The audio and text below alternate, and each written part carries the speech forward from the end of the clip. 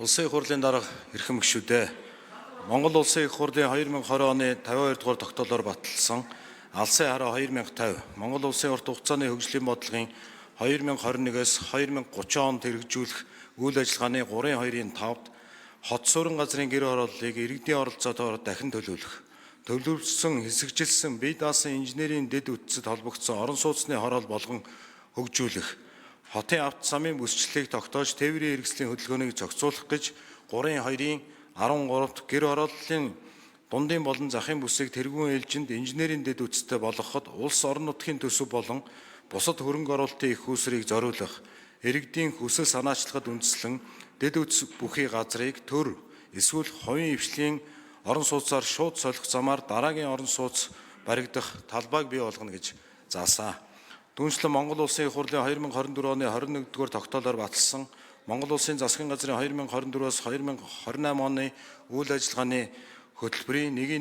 1-1-4-т Улаанбаатар хотын замын хөдөлгөөний удирдлагын төвийн системд хиймэл оюун ухаан, дэвшилтэт технологиг нэвтрүүлж гэрлэн дохионы зохицуулалтыг хөдөлгөөний урсгалаас хамаарч ухаалгаар зохицуулах боломжийг бүрдүүлнэ гэж 1-1-3-1-т Улаанбаатар хотын Сэлб, Баян Өшөө дэд төв орчмын газрыг үргэлжлүүлэн чөлөөлж нийгмийн болон инженерийн дэд үтцийг барих, 20 мянган айлыг орон сууцчлуулах үйл ажиллагаагаар төр хувийн хвшлийн түншлэлээр хэрэгжүүлж, толгойд шараад Дэнжин мянга, Дамдаржаа, Яармаг дэд төвүүдийн инженерийн дэд бүтцийг барьж байгуулна гэж заасан. Монгол улс зах зээлийн эдийн засаг шилжсэнтэй холбоотой эдийн засаг нийгмийн үйлчлэгээний хүртээмжийг авах зорилгоор нийслэл рүү чиглэсэн хүн амын шилжих хөдөлгөөн эрчимтэй нэмэгдэж 1990 онд 560.6 мянган хүн амтай байсан нийслэл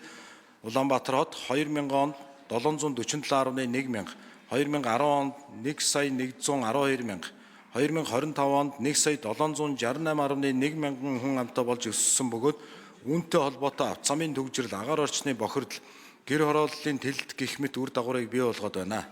Монгол Улсын их хурлаас 2023 оны 12 дугаар сарын 7-ны өдөр нийслэл Улаанбаатар хотын замын хөдөлгөөний төвжирлийг бууруулах, гэр хорооллыг орон сууцчлуулах тухай хуулийг баталсан бөгөөд тус хуулийн зорилт нь иргэдийг саадгүй зорчих нөхцөл, нийтийн тээврийн төрөл хүртээмжийг нэмэгдүүлэх, авто зохицуулын ашиглалтыг сайжруулах, хотын төвлөрлийг сааруулж, гэр хорооллыг орон сууцчлуулах, төвжирэл, орчны бохирдлоос үүсэх нийгэм эдийн засгийн сөрөг нөлөөллийг бууруулах асуудал юм а. Хуулийг хэрэгжүүлж эхэлсэн 1 жил 6 сарын хугацаанд нийслэлийн нийтийн тээврийн шинжилэл, авто зохицуулын менежмент, нийгмийн зайлшгүй эрх зээг үндэслэн газар чөлөөлөх асуудал, гэр хорооллыг орон сууцчлуулах үйл ажиллагаа шин шатанд гараад байна. Судалгаанаас харахад нийслэл Улаанбаатар хотын замын хөдөлгөөний төвжирлийг бууруулах, гэр хорооллыг орон сууцчлуулах тухай хуулийг батлагдах хүртэл хугацаанд буюу 2015 онд 72, 2016 онд 145, 2017 онд 253, 2018 онд 924, 2019 онд 576, 2020 онд 354, 2021 онд 138, 2022 онд 744, 2023 онд 202 нэгж талбарыг чөлөөлсөн бол хууль батлагдсны дараа буюу 2024 онд 2082 нэгж талбарыг чөлөөлөд байна. Нийслэлийн агаар, хөрс орчны бохирдлын асуудлыг шийдвэрлэх, авто замын төвжирлийг бууруулах, иргэдийн амьдрах таатай орчин нөхцөлийг сайжруулах үндэс шийдэл оновчтой гарцсан гэр хорооллыг инженерийн дэд үтсээр хангах дахин төлөвлөж барилгажуулах юм а. Ирэх жилүүдэд 20 минутын хот үзэл баримтлалын хүрээнд нийгмийн дэд үтсийн хүртээмжийг нэмэгдүүлэх, агаар орчны бохирдлыг бууруулах, иргэдийн амьдралын чанарыг дээшлүүлэх зорилгоор үндэсний хэмжээнд дэд үтсийн төсөл хөтөлбөрийг хэрэгжүүлэхээр төлөвлөд байна. Газар чөлөөлтийн нөлөөлөлд өртөж байгаа иргэн хуулийн этгээд үл хөдлөх хэд хөрөнгийн үнэлгээг дан ганц орон нутгийн төсвөөс шийдвэрлэх боломжгүй нөхцөл байдал үүсэж байгаа бөгөөд газрыг өөрийг нь эргэлтэнд оруулж асуудлыг шийдвэрлэх нь зүйтэй байна. Монгол Улсын засгийн газрын 2024 оны 9-р сарын 18-ны 86 дугаар тогтоолоор нийслэлийн тэл камерын нэгдсэн төв байгуулахыг нийслэлийн засаг дарга бөгөөд Улаанбаатар хотын захирагч даалгасан бөгөөд нийслэлийн тэл камерын нэгдсэн төв нь 9 дүүргийн засаг даргын дэргэд тэл камерын хяналтын дэд төвүүдийг байгуулад байна. Улаанбаатар хотын 176 уулзуур гарц, авто замд 2606 камер суурлуулж 10 төрлийн зөрчлийг хиймэл оюун суурилсан систем ашиглан илрүүлэх нөхцөл бүрдсэн. Хуулийн төслийг хууль тогтоомжийн тухай хууль заасны дагуу хуульд нэмэлт өөрчлөлт оруулах хэлбэрээр боловсрууллаа. Тодорхойлбол нийслэл хотын газрыг дахин төлөвлөх, гэр хорооллыг орон сууцчлуулах, агаар хөрсний бохирдлыг бууруулах, эрчим хүчний хэмнэлтийг дэмжих, орон сууцны санхүүжилтийн хөтөлбөрийг хэрэгжүүлэхэд дэмжлэг үзүүлэх үйл ажиллагааг санхүүжүүлэх зорилттой газрыг дахин төлөвлөх, гэр хорооллын хөгжлийн сангийн